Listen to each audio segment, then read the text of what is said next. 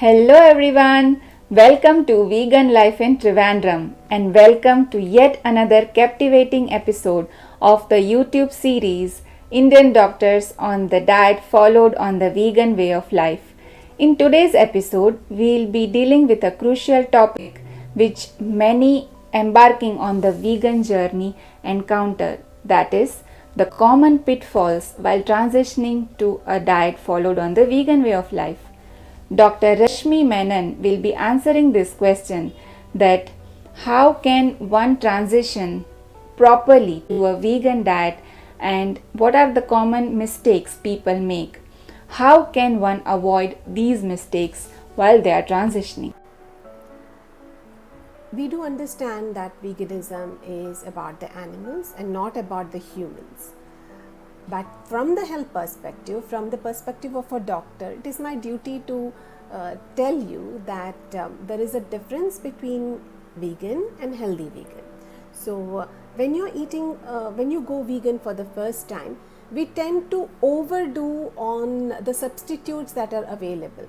When I went vegan for the very first time in 2010, I had no idea about the health benefits or anything. I just voted it for the animals.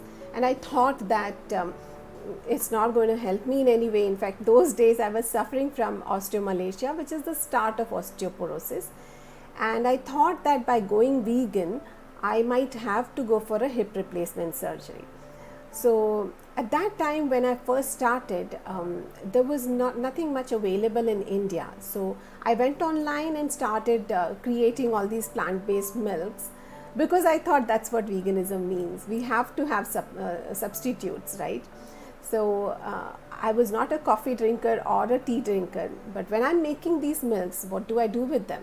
So I started making coffee, and there was a point when I was addicted to coffee. I would have like 8 cups of coffee a day. Naturally, even though my bone density was better, my acidity increased and I was not feeling very comfortable. So this is one of the mistakes that I have seen happens, that we tend to go after substitutes. And if we are looking at health, we are already overnourished or overeating, not nourished, overeating. There's enough food and more. Our body could do with less food, but high quality food.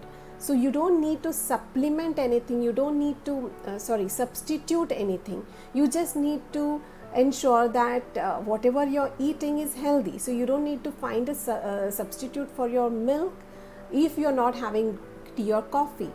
You don't need to have a substitute for paneer or meat. In fact, the meat substitutes that we get, the mock meat, are not at all healthy. It is good to have it once in a while to curb the cravings for meat, but the aim should be over time to get over these cravings at all, so that we are able to lead a more healthy life. So one of the major mistakes is running after substitutes. So let's curb that. The second mistake is when we say substitutes again, most of the products are made of soy, and people end up overdoing the soy, and then they end up with health problems. So let's understand that soybean by itself, if it is coming from ethical sources, if it is organic and done well, it is a bean. It is just a bean.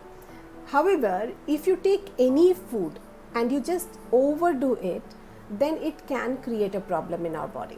So soy is one of the things that people tend to overdo, because we have soy curd, we have soy milk, we have tofu, we have soy nuggets. All of them become replacements. So in a day, if a person ends up having all these products, then that's too much overload. Similarly, any other product, for example ghee, instead of ghee we use oil, and we have some ghee which is processed oil again. So it is good to have it instead of the ghee. It is better and healthier than the ghee, but still it is a refined product and our body does not need it. So just be cautious about overdoing any of the refined substitutes or others. I used to eat a lot of chocolates, and I would go hunting for vegan chocolates which don't have any dairy products, and also biscuits. I would discover so many biscuits and snacks which were accidentally vegan, because those days vegan was not something that we understood. Naturally, eating all of that was not serving me any at all. It can cause bloating, it can cause constipation. So have them in moderation, have them as a treat, because that's what they are meant to be. They are not meant to be regular food. So just going vegan is not our ticket to eat junk food.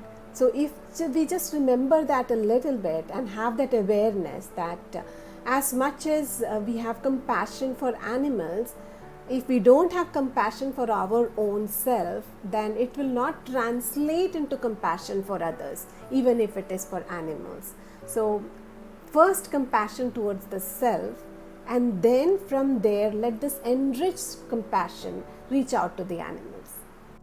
Whether you are a seasoned vegan, curious about plant-based living, or looking to improve your overall well-being, this series is your go-to resource for evidence-based information and practical insights.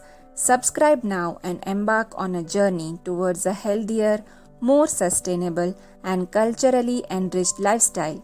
Don't forget to hit the notification bell to stay updated as we release new videos in this enlightening series. Thank you for joining us on this transformative adventure towards holistic health and wellness.